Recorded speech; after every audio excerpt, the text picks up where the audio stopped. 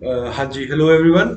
आज हम आपको वेलकम करते हैं पुश क्लासेस में, that is a competition venture of science commerce academy. और इसमें आज हम इंग्लिश के जो स्पेशल बैच हैं फॉर ऑल द एग्जाम्स उसको हम स्टार्ट करेंगे। ये these are the basic concepts of the English, जिसमें आपको बेसिक इंग्लिश की अंडरस्टैंडिंग समझाई जाएगी, कैसे ग्रामर में उसको यूज करना है, कैसे वोकेबलरी में उसे यूज करना है। और जितने भी आपके एग्जाम्स हैं, पुलिस से लेके पटवारी से लेके एनडीए तक के जितने भी आपके एग्जाम्स हैं, सारे उसमें जो है सेक्शंस कवर होंगे। तो हम सबसे पहले जो चैप्टर स्टार्ट करेंगे that will be your noun. ठीक है जी। तो नाउन बेसिकली क्या है? नाउन, जिसको हम हिंदी में संज्ञा के नाम से भी जानते हैं, noun basically is the name of the place, person और अ थिंग। बेटा, इसमें एक चीज बहुत इंपॉर्टेंट याद रखना कि जब भी मैं नाउन को डिफाइन करता हूँ ना, तो नाउन बेसिकली एक ऐसी चीज है जो किसी भी जगह के बाद, देखो इसको पता है किस तरह से समझो। जैसे अगर सपोज करो आपके घर में कोई फैमिली मेंबर है, अगर कोई फैमिली मेंबर है, आप उसको जब बुलाओगे तो उसका जो नाम लोगे तो वो नाउन है। उसको किसी भी रेफरेंस से बुलाओगे तो वो नाउन है। कोई खाने की चीज लोगे पर्टिकुलर तो वो नाउन है। बस अगर रोड पे जा रही है तो वो एक नाउन है। अगर सपोज करो किसी पर्सन से आप मिल रहे हो तो वो एक नाउन है। तो मतलब जितनी भी आपकी बेसिक चीजें हैं जिसको आप रेफर कर सकते हो डायरेक्टली, उसको हम नाउन बोलते हैं। तो इसी कारण से इसे बोला गया है name of a place, person और अ थिंग। प्लेस का मतलब कोई भी जगह, जैसे मैंने बोला धर्मशाला, या मैंने बोला पालमपुर, या मैंने बोला शिमला, तो वो बेसिकली एक प्लेस है, एक पर्टिकुलर प्लेस। शिमला भी नाउन है, धर्मशाला भी नाउन है, उससे बड़ा हिमाचल भी नाउन है, और उससे बड़ा इंडिया भी नाउन है। या उससे बड़े मैं पूरे दुनिया की बात करता हूँ तो एक कॉन्टिनेंट एशिया का नाम लेता हूँ तो वो भी नाउन है। तो जितने भी एरियाज है तो उन सबको हम कलेक्टिवली, या आप सपोज करो आपको कोई बैठने की जगह है उसको मैं पर्टिकुलर एक्सप्लेन करूंगा तो किसी भी का भी मैं पर्टिकुलर नाम लूंगा तो वो बेसिकली क्या आ जाएगा? नाउन आ जाएगा। Second is person. पर्सन का मतलब होता है कोई भी एक इंसान, किसी भी तरह का इंसान, चाहे आपका भाई है, बहन है, फादर है, मदर है, या किसी को भी जब मैं पर्टिकुलर नाम से बुलाऊंगा, कोई सेलिब्रिटी है, कोई भी पर्सन है, उसको जब मैं रेफर करूंगा तो वो बेसिकली क्या हो जाएगा? नाउन हो जाएगा। या थिंग। थिंग का मतलब बेसिकली आपके पास क्या होता है? कोई भी एक चीज, कोई भी चीज, जैसे खाने की कोई चीज है, खेलने की कोई चीज है, चलने की चीज है, कोई भी एक चीज जिसको पर्टिकुलर फॉर्म से रेफर करते हो। जैसे आप क्रिकेट खेल रहे हो तो बैट पकड़ रहे हो तो दैट इज नाउन। बैडमिंटन खेल रहे हो तो रैकेट पकड़ रहे हो तो दैट इज नाउन। फुटबॉल खेल रहे हो तो फुटबॉल बॉल पकड़ रहे हो तो दैट इज नाउन। तो सारी चीजें आपके पास बेसिकली क्या हो जाती है? नाउन हो जाती है। और यहाँ पे एक चीज और आपने याद रखनी है, एक और वर्ड आता है दैट इज एब्स्ट्रैक्ट, उसको हम आगे पढ़ेंगे। चलो इसको मैं आगे बढ़ाता हूँ, वैसे हल्का सा आइडिया देता हूँ। इसका मतलब होता है फीलिंग। किसी भी तरह की जो फीलिंग होती है उसको भी मैं बेसिकली क्या बोलता हूँ? नाउन बोलता हूँ। अब नेक्स्ट हम आते हैं काइंड्स ऑफ नाउन में। काइंड्स मतलब उसकी क्या क्या टाइप्स हैं। सबसे पहले आ गया प्रॉपर। प्रॉपर का मतलब क्या होता है? किसी का भी एक पर्टिकुलर नाम, मैं बोलता हूं Sachin Tendulkar is a great player, तो Sachin Tendulkar is a proper noun. Common noun. Common noun का मतलब है जैसे मैं किसी चीज को एज अ कॉमन, जैसे मैंने बोल दिया there are 50 boys in the class, तो 50 जो बॉयज हैं, अब सारे 50 का नाम तो मैं ले नहीं रहा, बट वो सारे हैं तो लड़के हैं, तो that is called common noun. Collective, मैंने बोला जैसे द प्राइड ऑफ लायंस, या मैंने बोला फ्लीट ऑफ शिप्स, तो शिप्स को जब मैं कलेक्टिवली एक्सप्लेन कर रहा हूं तो दैट इज अ फ्लीट, तो वो बेसिकली कौन सा नाउन हो गया बेटा? Collective noun. एब्स्ट्रैक्ट का मतलब होता है, बहुत इंपॉर्टेंट चीज है, ये है फीलिंग, इमोशन। कोई भी आपकी इमोशन या फीलिंग, जैसे मैंने बोला I am very happy, I am very sad, I am in anger, तो वो जो फीलिंग है आपकी उसको मैं एब्स्ट्रैक्ट के अंदर डालता हूँ। इसको हम पर्टिकुलरली अच्छे तरीके से लास्ट में पढ़ेंगे, ये एक बिल्कुल अलग चीज है। और लास्ट में आपके पास चीज आती है that is called material. Material मैंने आपको बताया चीज, थिंग। कोई भी एक चीज है, कोई भी एक मटेरियलिस्टिक, जैसे शुगर हो गया या सॉल्ट हो गया, या कोई भी एक मटेरियल मैंने बोल दिया तो that is called your material noun. अब हम फर्स्ट के ऊपर आते हैं, that is called proper noun. The name of a particular person और अ प्लेस, किसी भी एक इंसान का पर्सन, कोई भी एक इंसान का नाम या उसका प्लेस। और इट इज ऑल, कैपिटल की स्पेलिंग बेटा गलत हो गया यहाँ पे, इसको हम ठीक कर लेंगे। ठीक है, इसको चेंज कर लेंगे।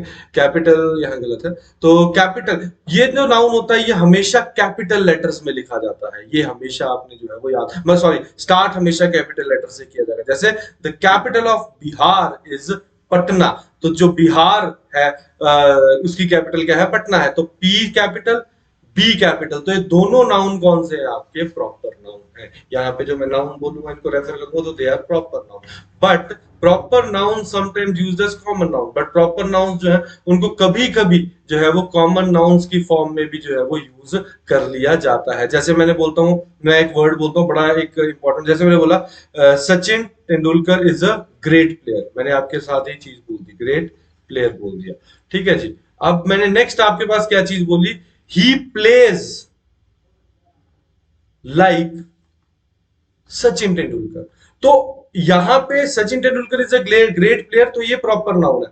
बट सचिन तेंदुलकर यहाँ प्रॉपर नाउन नहीं है, ये एज अ कॉमन कर दिया। मैंने क्या बोला, ही प्लेज, मतलब कोई भी, या ही की जगह मैंने लिख देता हूं राम।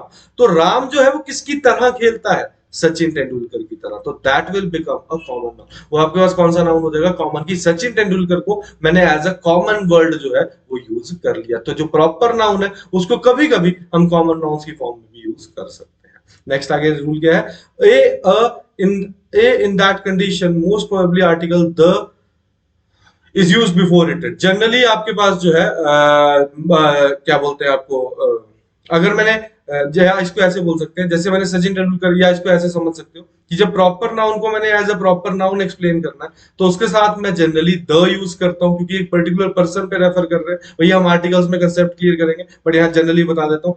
बट अगर मैं उसको एज अ कॉमन यूज कर रहा हूं तो उसके साथ यहाँ पे मैं अ लगाऊंगा। तो जब एज अ कॉमन यूज किया जाता है किसी भी प्रॉपर नाउन को, तो उसके साथ जो आर्टिकल लगता है वो कौन सा लगता है बेटा, आपके पास ए लगता है। और जब भी उसको आप as a proper noun use करते हो तो आर्टिकल जो है the, and it is correct in 99% of the cases, and there are some exceptions जिसको हम आगे पढ़ेंगे। Examples, Nilesh is Gandhi ji of our class, Nilesh is Gandhi ji is the Gandhi ji of the class. तो ये मैंने बेसिकली क्या बोला यहाँ पे बोला मैंने Nilesh is the Gandhi ji of the class. तो Nilesh is Gandhi ji of the class, जब मैंने यहाँ पे इसको यूज किया तो ये एक आपके पास प्रॉपर नाउन की फॉर्म में यूज हो गया। और यहाँ पे मैंने इसको कैसे यूज कर दिया, एज अ कॉमन नाउन। तो ये चीज आपने जो है इस तरह से समझ। नेक्स्ट आपके पास आता है collective noun, the name of the group of persons और थिंग्स। आपके पास जब ग्रुप की बात करता हूं, जब किसी का कलेक्टिवली मैंने किसी को एक्सप्लेन करना है, जैसे आर्मी हो गया, कमेटी हो गया, क्राउड हो गया, ज्यूरी हो गया, मॉब हो गया, मतलब कितने भी आपके पास जो लोग हैं उनको जब मैं कलेक्टिवली एक्सप्लेन करता हूं तो उस नाउन को मैं बेसिकली कलेक्टिव नाउन बोलता हूं। जैसे मैंने बोला कमेटी ऑफ द पीपल, तो अब कमेटी ऑफ द पीपल, इसमें मैंने पीपल वर्ड यूज किया है।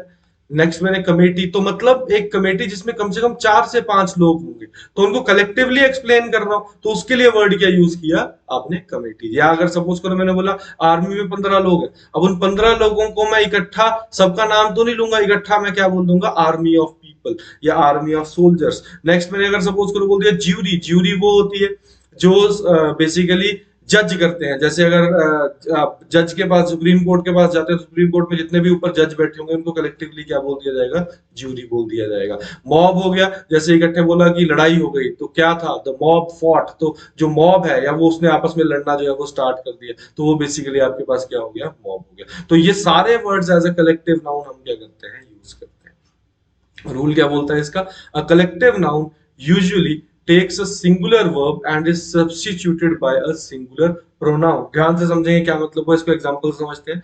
The jury have given their decision, the jury has given their its decision। अब देखो क्या है, यहाँ पे वर्ड मैंने देयर यूज किया और हैव यूज किया। क्या रूल बोलता है, a collective noun usually takes a singular verb. तो सिंगुलर वर्ब कौन सा आ गया यहाँ पे, हैज। यहाँ पे हैव नहीं आएगा, इनकरेक्ट है, क्या आ जाएगा, has, and is substituted by a singular pronoun. अब यहाँ पे देयर का मतलब क्या हो गया, कलेक्टिव, क्योंकि देखो हम क्या बोल रहे हैं, अ ज्यूरी हैव, तो मेरे लिए क्या बोला, ज्यूरी मेरे को समझ आया कलेक्टिव है, 15 लोग होंगे तो मैं देयर लगाऊंगा, नहीं, ज्यूरी को एज अ सिंगल यूज करेंगे। सिंगल एक एंटिटी है जिसके अंदर 15 लोग हैं, तो उस हैज गिवन इट्स डिसीजन। अब आपको एक चीज और मैं बता देता हूँ कि जब भी सिंगल पर्सन होगा तो उसके साथ एस लगता है, तो अपना डिसीजन दे दिया। तो कहने का मतलब प्लूरल कभी भी कलेक्टिव नाउन के साथ यूज नहीं होते, हमेशा चीजें जो यूज होती हैं वो क्या होती हैं, सिंगुलर होती हैं। It is a very important rule, बहुत अच्छे तरीके से इसे आप देख लेंगे।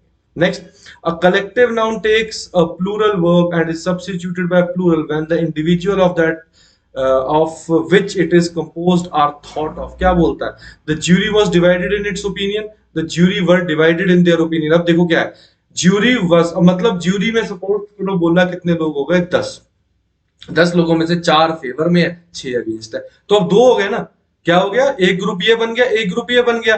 तब मैं इसके साथ वर्ड क्या यूज करूंगा, देयर। बट यहां पे मैंने बोला the jury has given it's decision, मतलब इसके जो 10 लोग थे उसने एक ही डिसीजन दिया, तो वो एक सिंगल यूज हुआ, तो इस कारण से यहाँ पे मैंने इट्स यूज किया। और यहाँ पे वो क्या हो गए, बट गए, इसने यस बोल दिया आधों ने, इसने आधों ने नो बोल दिया, तो इस कारण से they were divided in their opinions. तो जब कलेक्टिव में वो 2 डिसीजन बन जाते हैं तो उसको हम डिवीजन जो है वो बोल देते हैं। नेक्स्ट एब्स्ट्रैक्ट, बेटा abstract noun is the most important, इसको समझना बड़ा जरूरी है। Usually the name of quality, action और स्टेट, ध्यान से समझिए, क्वालिटी, एक्शन और स्टेट। मैंने बोला कोई पर्सन जो है वो बहुत सिंसियर है तो वो उसकी क्वालिटी है। एक्शन, तेज भागता है, रन्स फास्ट। स्टेट, इमोशनल है। तो मैंने हर वर्ड को, जब मैं जो फीलिंग्स को एक्सप्लेन करता हूं ना, स्ट्रेंथ हो गया, इनोसेंस हो गया, लव हो गया, फियर हो गया, बर्थ हो गया, इनर्शिया, स्ट्रेंथ क्वालिटी होगी किसी पर्सन की, एक्शन जो है वो बेसिकली लव हो गया, स्टेट जो है वो फियर हो गया। तो हर पर्सन का जो एक पर्टिकुलर कंडीशन है या हर पर्सन की एक पर्टिकुलर जो स्पेस है या जिसको हम बेसिकली वर्ड यूज कर सकते हैं इमोशन है, उसके साथ हम जनरली उस नाउन को हम जनरली कौन सा नाउन बोलते हैं, एब्स्ट्रैक्ट नाउन बोलते हैं। तो जब भी मैं इमोशन की बात करूंगा तो इमोशन मींस एब्स्ट्रैक्ट। ये बेटा बहुत इंपॉर्टेंट फंडा है। ये इंग्लिश में कहीं वर्ड भी आता है एब्स्ट्रैक्ट फीलिंग। जब बोला जाता है एब्स्ट्रैक्ट तो मतलब कोई इमोशनल या किसी ऐसी फीलिंग के बारे में बात हो रही है जिसको आप बयान नहीं कर सकते। जैसे होता है ना, मेरे मेरे आपको गुस्सा है तो कितना गुस्सा है, कोई एक्सटेंट थोड़ा नहीं है। मैंने अगर बोला किसी पर्सन को बोला 1 kg शुगर, तो 1 kg शुगर तो मैं ले सकता हूँ ना, मेरे को पता है किलो कितना होगा। अब मैंने बोला मेरे को गुस्सा है, किलो में थोड़ा नहीं बता सकता, या मैं ये भी नहीं बता सकता कि यार इतने मीटर में है या इतनी लेंथ, वो चीज एक्सप्लेन नहीं हो सकती। तो जो चीजें इमोशन, जो इमोशनल पार्ट, या किसी को बोला इसमें स्ट्रेंथ बहुत है, तो अब कितनी स्ट्रेंथ है वो डिफाइन थोड़ा नहीं हो सकती। वो बोलता है 10 किलो उठा सकता है, बोलता है 15 किलो उठा सकता है, बोलता है 16।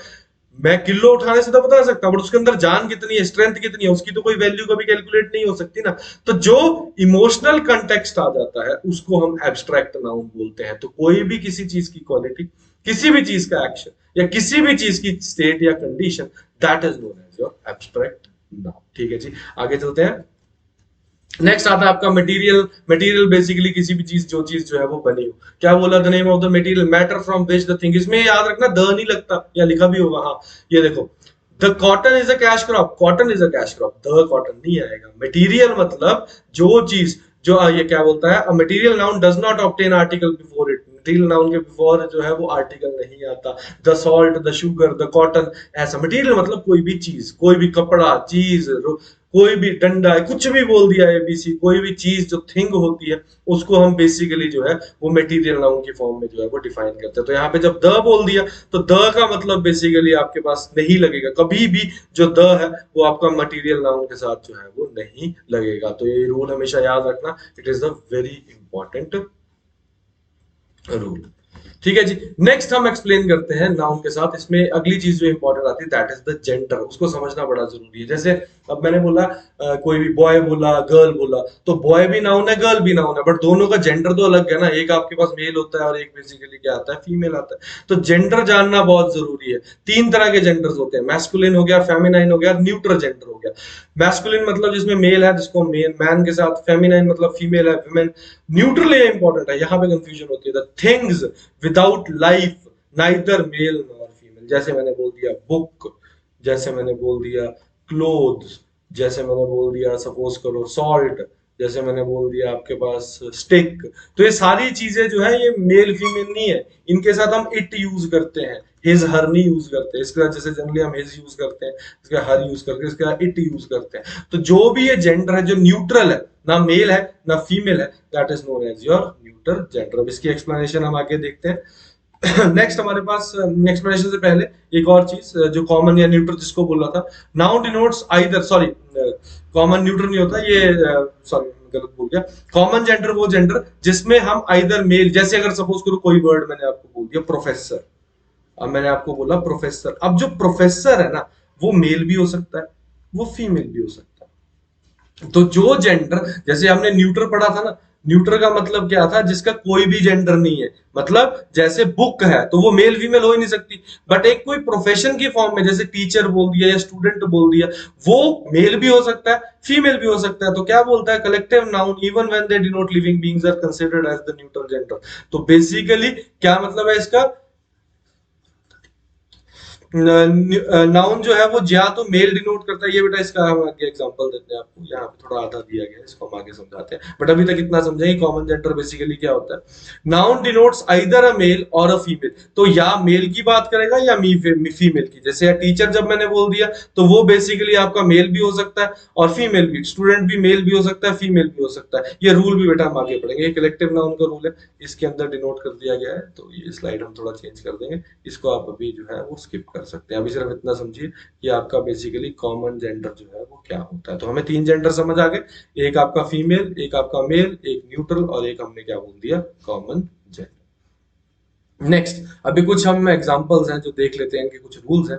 क्या बोलता है, young children and lower animals are also referred as the neutral channel gender. जैसे कहने का मतलब, मैंने बोला यंग चिल्ड्रन, यंग चिल्ड्रन का मतलब, अब मैंने बोला कि बेबी, ठीक है जी, द बेबी इज बोर्न, तो बेबी का मतलब मेल भी हो सकता है और फीमेल भी हो सकता है। अगर मैं पर्टिकुलर वर्ड बोलता हूं कि अ बॉय इज बोर्न या अ गर्ल इज बोर्न, तो उसके लिए मैं क्या यूज करूंगा, आपका मैंने मेल या फीमेल डिफाइन कर दिया। बट अगर मैंने वर्ड यूज किया तो उसके लिए मैं वो बेबी यूज किया, तो वो मेल भी हो सकता है और वो फीमेल भी हो सकता है। तो ये भी एक कॉमन जेंडर है। तो यंग चिल्ड्रन के साथ या लोअर एनिमल्स के साथ, लोअर एनिमल्स के साथ जैसे मैंने बोल दिया कब, ठीक है जी। अब मैंने कब बोला तो शेर का बच्चा, उसको कब बोलते हैं, वो मेल है कि फीमेल है, हम वो थोड़ा डिफाइन कर रहे हैं। तो वो जो कब वर्ड आ गया, इसको मैं थोड़ा क्लियर कर देता हूँ, कब वर्ड आ गया, तो वो भी बेसिकली आपके पास कौन सा जेंडर हो गया, कॉमन जेंडर। तो कॉमन जेंडर के अंदर ये चीज याद रखेंगे, यंग जो बच्चे हैं और जो आपके लोअर एनिमल्स हैं, उन सबको हम हमेशा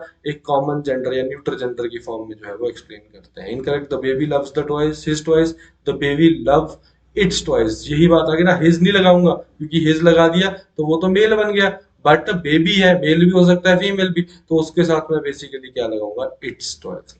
नेक्स्ट क्या बोलता है, when objects without life are personified they are considered of।